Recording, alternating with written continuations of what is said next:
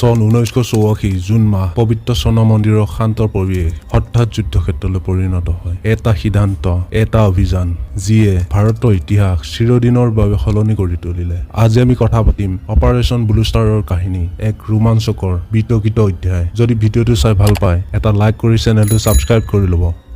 নমস্কাৰ দোস্ত।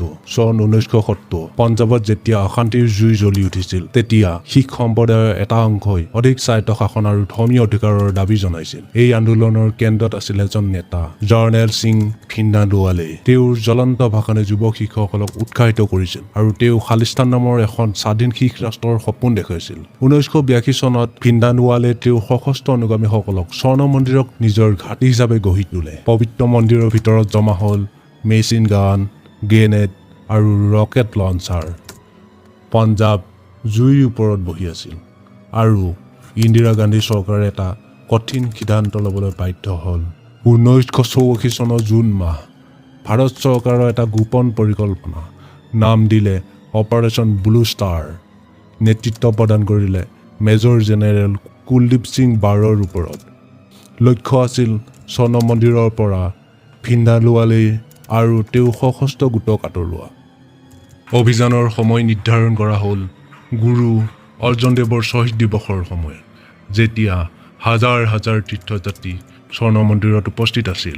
সেনাই মন্দিৰৰ চাৰিওফালে ঘেৰাও কৰিলে, বিদ্যুৎ বন্ধ কৰিলে, সাংবাদিকসকলক অমৃতসৰৰ পৰা আঁতৰাই পঠিয়ালে। এইটো আছিল এটা জীৱন মৰণৰ যুদ্ধৰ প্ৰস্তুতি। 3 জুনৰ সন্ধিয়া স্বৰ্ণ মন্দিৰৰ শান্ত পৰিৱেশ গুলীৰ শব্দত কঁপি উঠিছিল। ভিন্দালৱালেৰ সশস্ত্ৰ অনুগামীসকলে মন্দিৰৰ উচ্চ স্থানৰ পৰা গুলী বৰ্ষণ কৰিলে।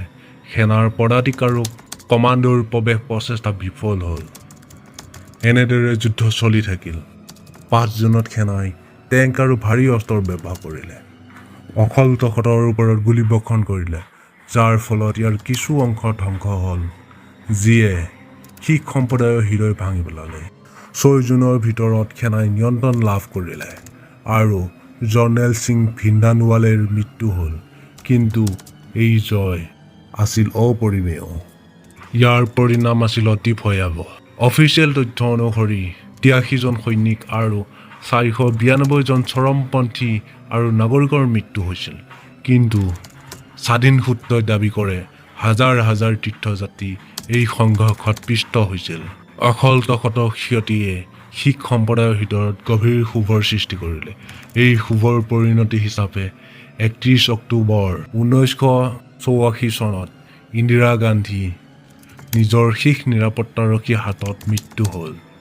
তাৰ পিছত দিল্লী আৰু আন ঠাইত শিখ বিৰোধী হিংসাত হাজাৰ হাজাৰ নিৰীহ মানুহৰ জীৱন গ'ল। এই অপাৰেশ্যন ব্লু ষ্টাৰ কেৱল এটা সামৰিক অভিযান নাছিল, ই আছিল বিশ্বাসঘাতকতা, সংঘৰ্ষ আৰু নৈতিক দ্বিধাৰ এটাৰ ৰোমাঞ্চকৰ কাহিনী। পবিত্ৰ স্থানত যুদ্ধ, গোপন পৰিকল্পনা আৰু ইয়াৰ ভয়াৱহ পৰিণামে এই ঘটনাক ভাৰতৰ ইতিহাসৰ এটা অবিস্মৰণীয় অধ্যায় কৰি তুলিছে। আজি স্বৰ্ণ মন্দিৰ পুনৰ শান্তিৰ প্ৰতীক হৈ উঠিছে, কিন্তু অপাৰেশ্যন ব্লু ষ্টাৰৰ কথা এতিয়াও আমাৰ স্মৃতিত জীয়াই আছে, এক সোঁৱৰণি হিচাপে যে শান্তিৰ পথ সদায় সহজ নহয়।